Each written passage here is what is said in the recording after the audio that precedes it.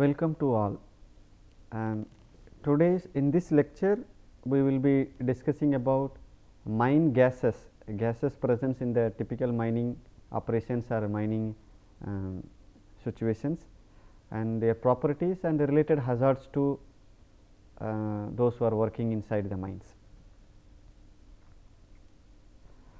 And in this lectures the concepts are composition of atmospheric air and characteristics of contaminated mine air, classifications, properties and hazards of some important gases.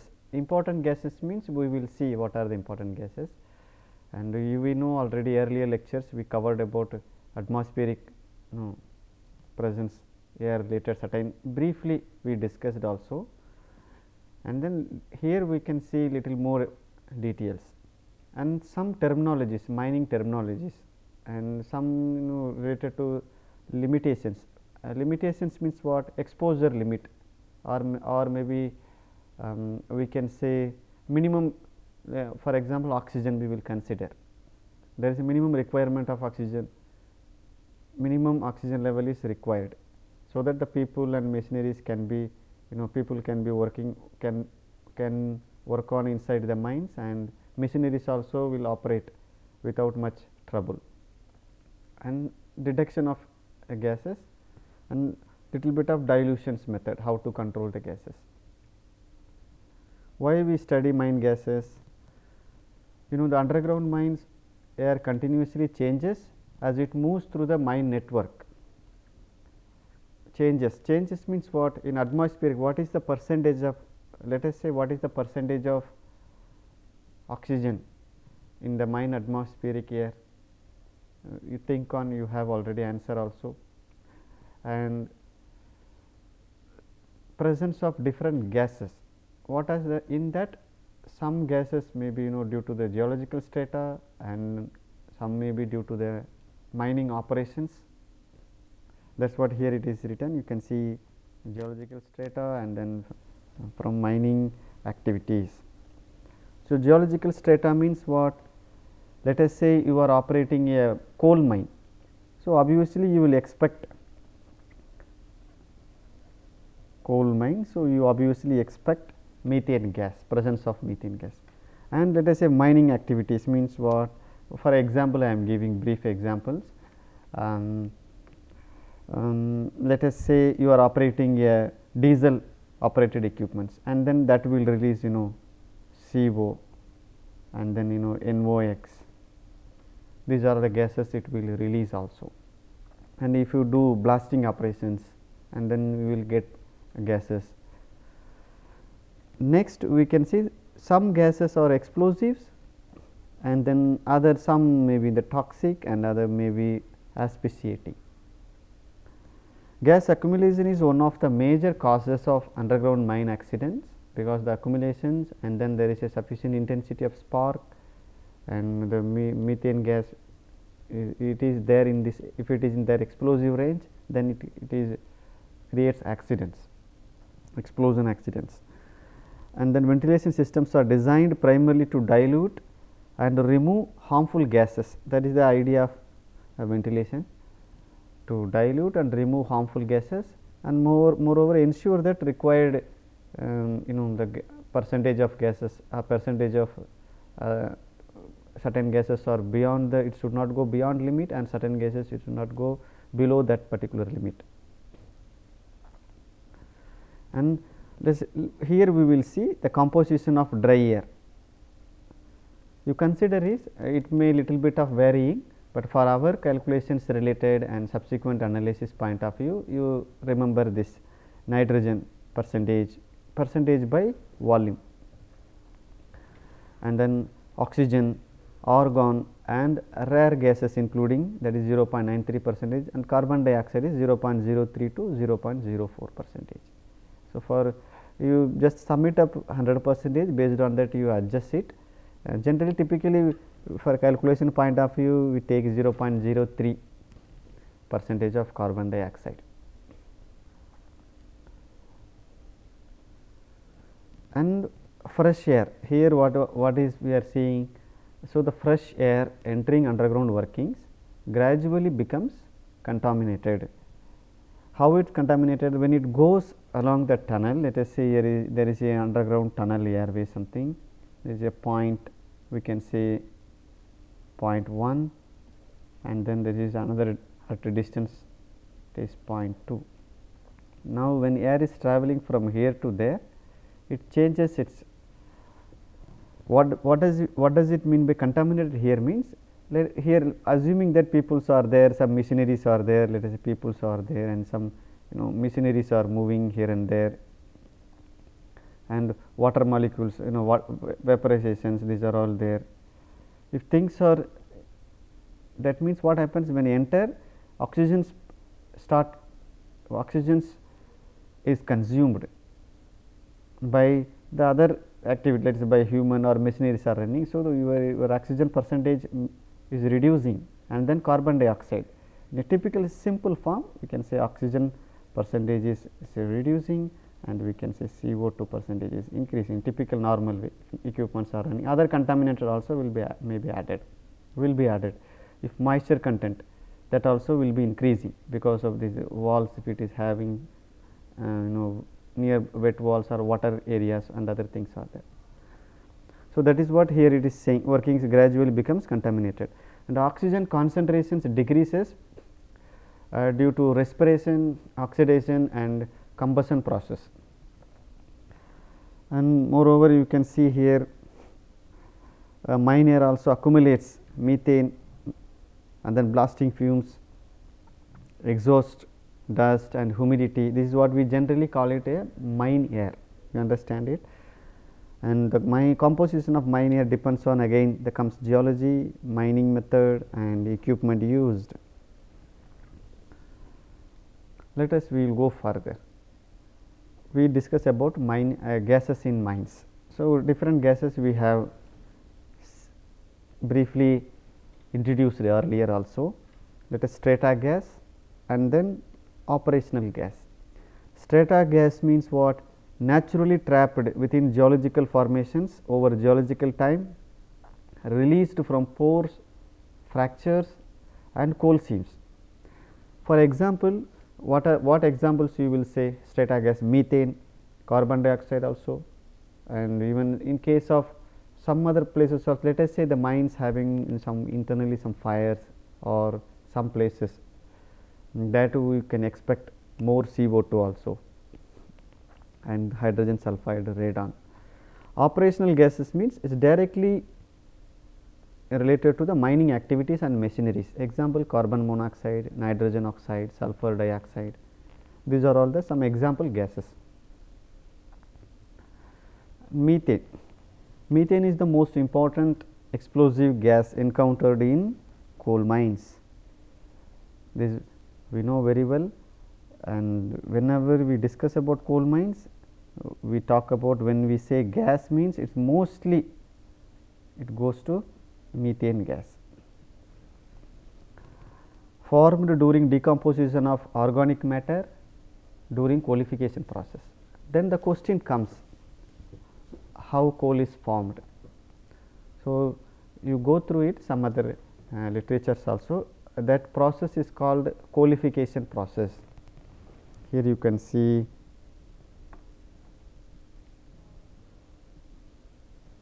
coalification process, you see, and then at the time of itself it formed and then stored in the in the form of adsorbed gas, mostly in the adsorbed gas, and then free gas also. And the properties, these are all, why are we studying means, the colorless, odorless and tasteless gas. So, what do you interpret from this one? The moment you see a colorless means our normal eye will not be able to detect it, and odorless means our nose using that as assuming that instrument, it will not detect. So, you cannot able to perceive. Tasteless also. So, you need some of instruments to detect it. So, next another property, specific gravity is 0.55, is much lighter than the normal air. tends to accumulate near roof cavities and poorly ventilated areas, and explosive range, typical explosive range 5 to 15 in a general way of accurately not telling also, but in typical general way to remember, you can remember as 5% to 15%. The most violent explosion occurs in that 9.85% concentration. This explosive is studied by Cavard diagram. So, you can refer that source material also for more details.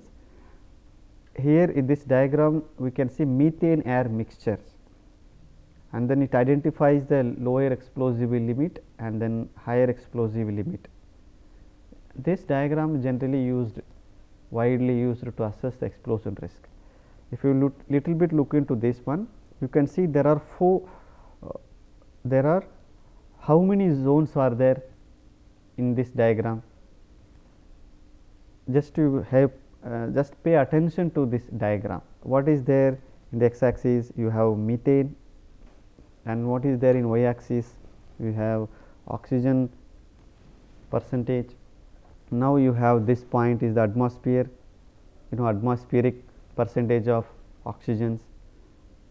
So 20.95%, and then you can some place you are seeing as red color. What is that zone?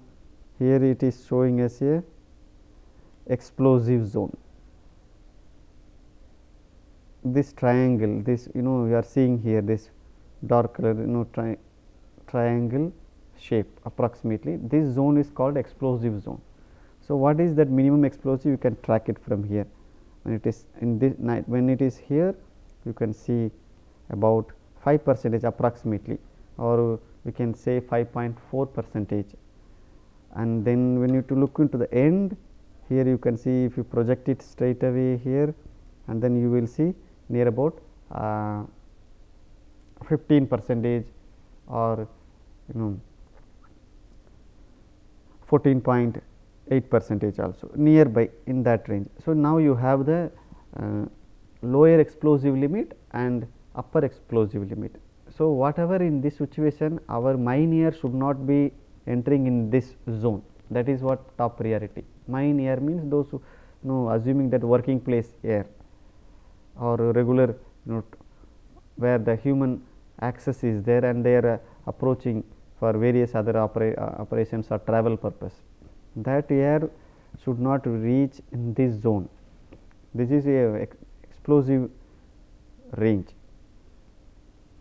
but our regulations will say something for considering the safety and dispersion of these are all other features parameters. So, regulations will give different percentage, permissible limit percentage, or your lower explosive limit, or they will give that certain x, your mine air should not go beyond x percentage of methane.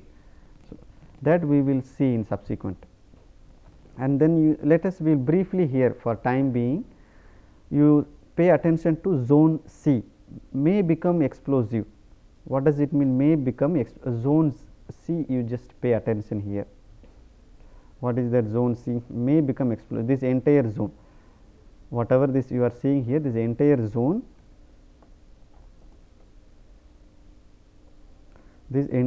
you can see here, this entire zone may become explosive.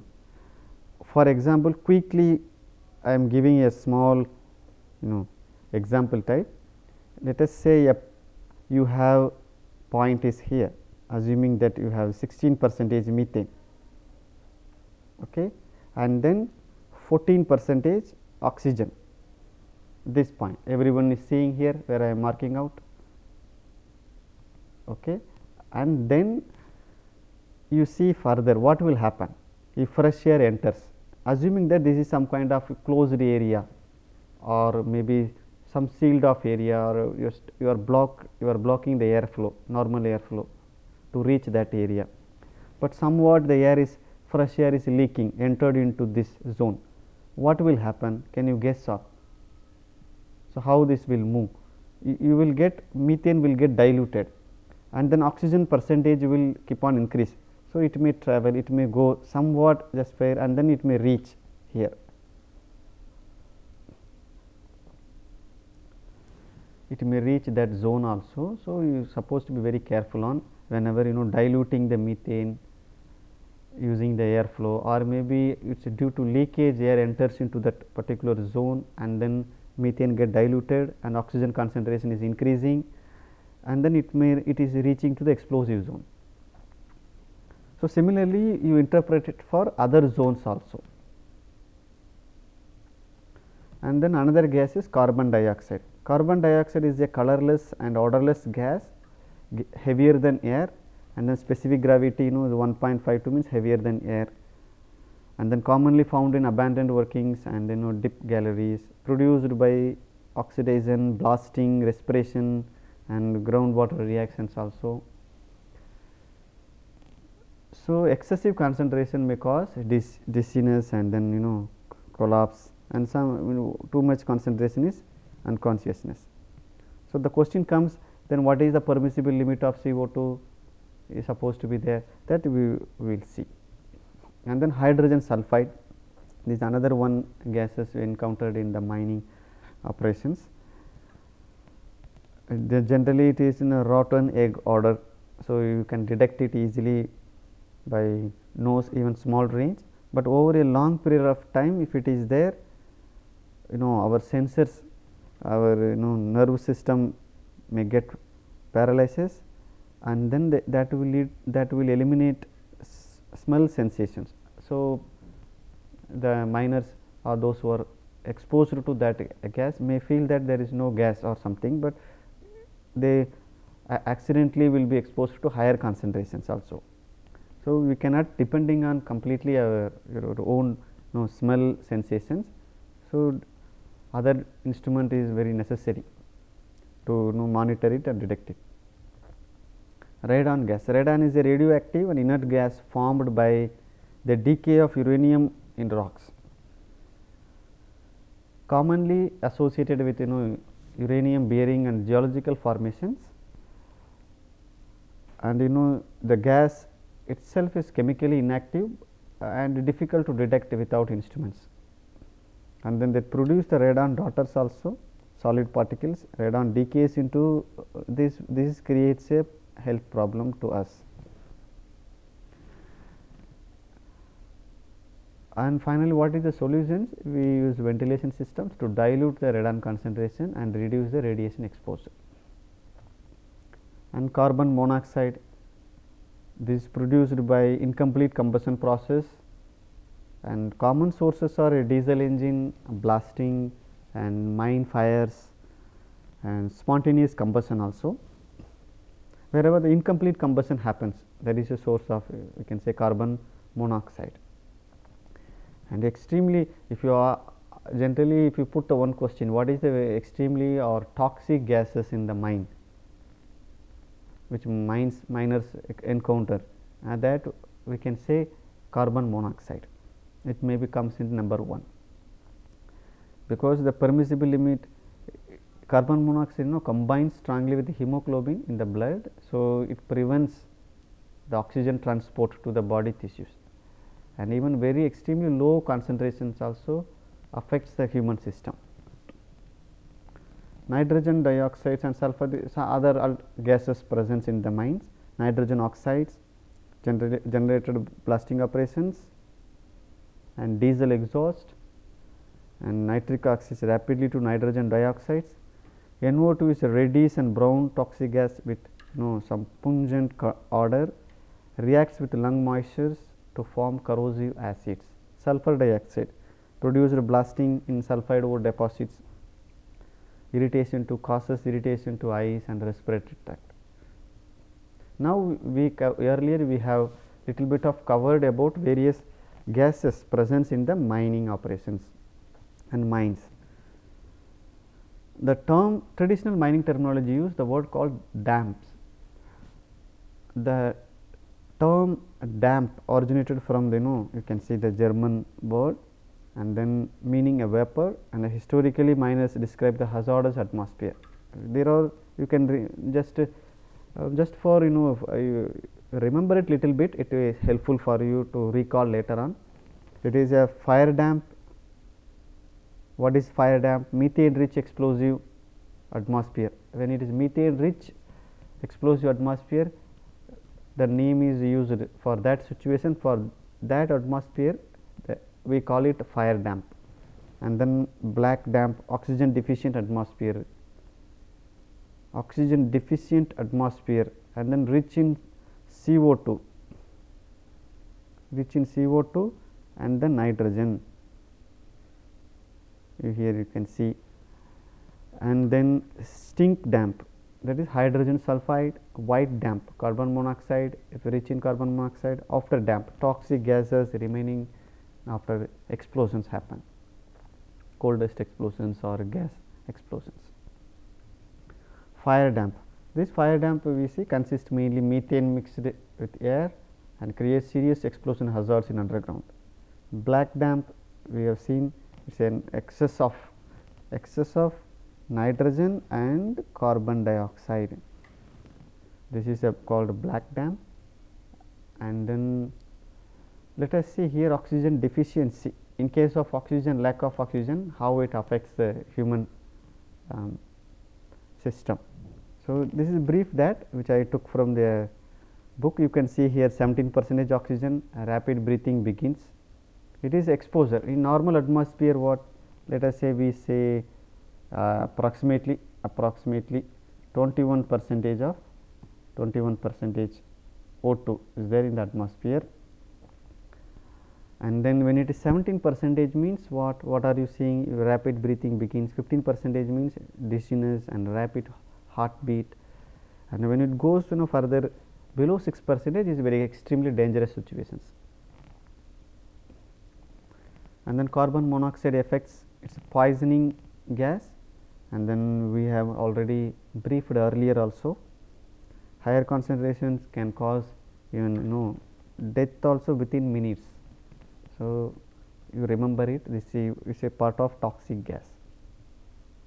And then carbon dioxides, and there some of effects. Carbon dioxide, it is a harmful gas, breathing rate and cause respiratory distress. High concentration also may produce narcotic effects and collapse. Hydrogen sulfide, that is also extremely dangerous poisonous gas. Nitrogen dioxide, this also poisonous gas. Even studies suggest that nitrogen oxide, even after exposure, let us say the miner brought into the surface, then it can after some time also it affects also. So, little bit you pay attention on nitrogen dioxide. Principle, now how we are going to detect it? So, there are manual spot checking and then continuous telemonitoring systems. These are all typical methods to detect the gases. And then why do you want to detect the gases? By knowing it, you will make some kind of measures which you consider as safe for your site. So, that is the main motive, main objective. So, identify hazards, monitor ventilation effectiveness, where you are sending some air, whether it is sufficient or not. How do you know? So, by knowing this concentration values, you know it, and then trigger alarms during dangerous conditions, and the explosions, prevent the explosions and toxic exposure incidents. And manual gas detection method, you use flame safety lamp. Just remember now, when time permits we will look into that, or you can, this keyword you can remember, flame safety lamp. And then historically used for methane and oxygen deficiency detection, whether presence of methane and oxygen deficiency detection, both purpose. Blue flame cap indicates the presence of methane. And then stain tubes and handheld methanometers. Continuous monitoring systems, these modern mines employ automated multi-gas monitoring systems. Sensors are installed at a strategic underground locations, and then they send the data, and then computer analysis based on that, it will some warning limits, or these are all we can be observed what is there in the current situations in the different parts of the mines. Common technologies, infrared tube bundle systems, infrared gas analyzers, tube bundle systems also, telemetric monitoring networks. These are some kind of technologies used. Tube bundles means you collect the gases from various places through a tube bundle systems, and then that is analyzed in the control room or in a station, gas monitoring stations. And these are the some regulations which suggest Indian regulations. Carbon oxygens in your workplace should not be below 19%, or it should be always more than 19%. Carbon dioxide it should be less than 0.5%. Methane in the written air, it should be less than 0.75%. Methane at any place. There is remember it is a written air, and then methane at any place means any working place. Okay. And then engineering significance. So, we can maintain the ventilation system. So, within these statutory limits. Statutory limits. This is statutory limits. Degree of gasiness in Indian coal mines. So, based on that, methane gas emissions mines are classified into 3: degree 1, degree 2, degree 3.